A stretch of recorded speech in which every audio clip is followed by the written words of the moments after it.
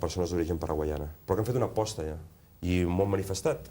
No dic que sigui majoritari, però aquest salt, jo crec que aquest salt de presència de l'independentisme cap a unes visions més pragmàtiques, de dir jo em sento com em sento, però crec que el millor per a aquest país és tenir estat propi perquè viurem millor, penso que aquest salt és importantíssim i tots l'hem percebut, però com molt segurament l'hem percebut. I crec que és més propici que mai d'aconseguir que hi hagi aquest sentiment majoritari que cal fer, almenys creiem nosaltres, un salt endavant si volem que s'acabin justament tots aquests conflictes. Penso que la millor, i ho diu en Robert Aventós, la millor manera d'evitar el conflicte és separar-se per després abraçar-se. I jo crec que és el moment de fer aquesta aposta endavant. I hauríem de normalitzar aquest tema. Per exemple, a Vallirana vam inaugurar, ara per Sant Sebastià, una rambla. Igual que a Vallirana és difícil, places i rambles és complicadíssim. Hem fet una rambla del carrer Major a darrere i en diem, és la rambla de la sobirania. Això ara, aquest mes passat. Clar, i la gent es pregunta, i per què? I què vol dir? Et dona peu a explicar coses, no? I, esclar, en aquest sentit, per exemple, ara la Rosa Díaz, em sembla que deia aquesta setmana que això de les consultes s'hauria de consultar a tot el país. Doncs sí. Tot l'estat espanyol, vols dir? Tot l'estat espanyol, vull dir. El país, l'estat. Doncs sí, per què no? O sigui, que preguntin a cadascú si vol a casa seva decidir. Viva Extremadura Libre, cap problema. Cadascú que decideixi a casa seva, evidentment.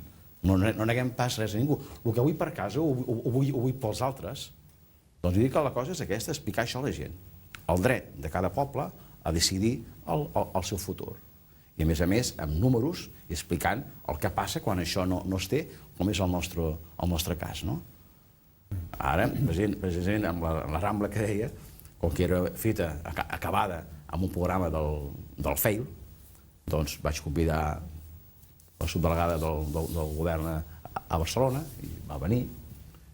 Jo vaig fer el meu discurs molt normal, però clar, aquesta senyora es va embarrancar amb Espanyes i explicant les glòries. Vaig haver de tornar a intervenir i tancar l'acte jo. I explicar a la gent, escolteu, sí, l'Estat ens ha donat 2 milions d'euros l'any passat. Hem fet que recuperar una part del que... Doncs clar, és que aquest any sol, de Vallirana sol, se n'han anat 30 milions. Ens n'han donat 2, gràcies, i que vingui l'any que ve si convé. Però és això, senyors. Això s'ha de fer. Aquesta pedagogia s'ha de fer, quan es pot. I sempre, no? Jo vull embolicar la troca una mica.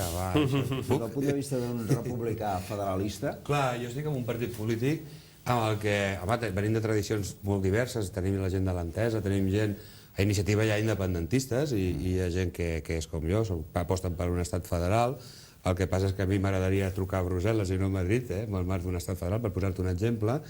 I jo tinc molts dubtes a l'hora de decidir quin vot puc fer, perquè jo també, en el moment en què et vot té un nom, ja passa a ser el d'independència com a model d'estat únic referent per aquesta votació, jo tinc els meus dubtes i les meves dubtes importants. Perquè, a més, i aquí, d'això, al final acabaré sent jo el gran defensor del govern de la Generalitat en aquesta tertúlia, no? Però no m'agrada, a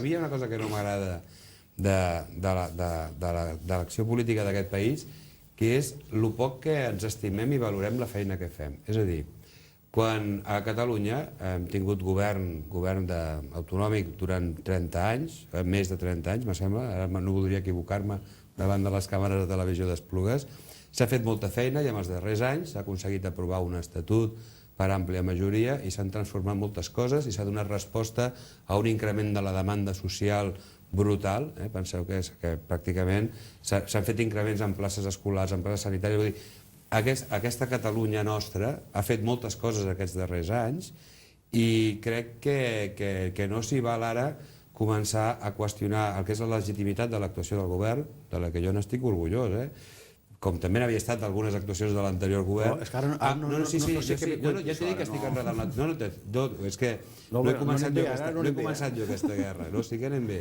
No he començat jo aquesta guerra. Abans, a partir del moment en què qüestionem la legitimitat del govern, amb el que diem que l'Estatut de Catalunya està ja superat per la realitat, quan en realitat el problema que tenim en aquests moments és que encara no podem acabar d'executar aquest L'estem Estatut. desplegant encara que no hi hagi sentència. Aquí està el tema, no? I l'estem desplegant, i que paradoxalment hem desplegat més coses en 6 anys que potser en 20, no?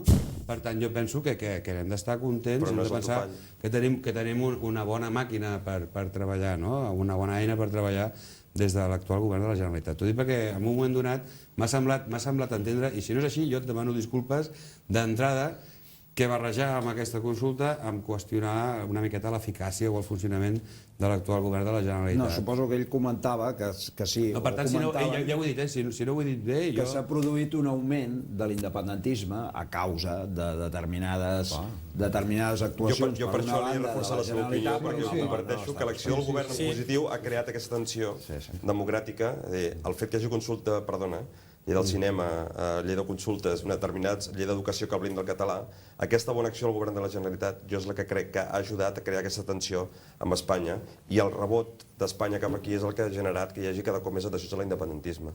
Per això jo li donava la raó de manera irònica. Jo des de la meva humilitat de la quotidianitat del que és l'acció política, jo penso que hem d'estar contents de tota la feina que s'ha fet amb l'Estatut. No resignats, Ni aquest no ha de ser el límit. Evidentment que els representants dels partits polítics que formen part del tripartit defensaran el seu govern, això és de lògica. No ens desviem gaire. És de lògica, però no es tracta de desviar-se gaire, perquè aquest tema també, precisament, que el fet que molta gent s'hagi organitzat i hagi dedicat molt temps lliure, molta gent que no és de partits polítics, per organitzar aquestes consultes, perquè ja hi ha un clima de cansament molt alt, no només amb el govern de l'Estat, sinó perquè veuen que el govern de la Generalitat, i en aquest cas l'Estatut de Catalunya, serveix a ben poc. Nosaltres, la CUP, som el referent electoral del moviment de l'esquerra independentista, que ja des de l'època de la transició sempre s'havia oposat a l'Estatut de Catalunya i havia apostat per la independència. Després, a partir del 92, també Esquerra Republicana es va afegir, i nosaltres d'entrada estem contents que quanta més gent s'afegeixi, i ara estem veient que hi ha molta més gent ara a favor de la independència dels països catalans que no fa 5 o 10 o fa 20 anys, això d'entrada és positiu. Nosaltres, evidentment, el que apostem per la independència, no tant per...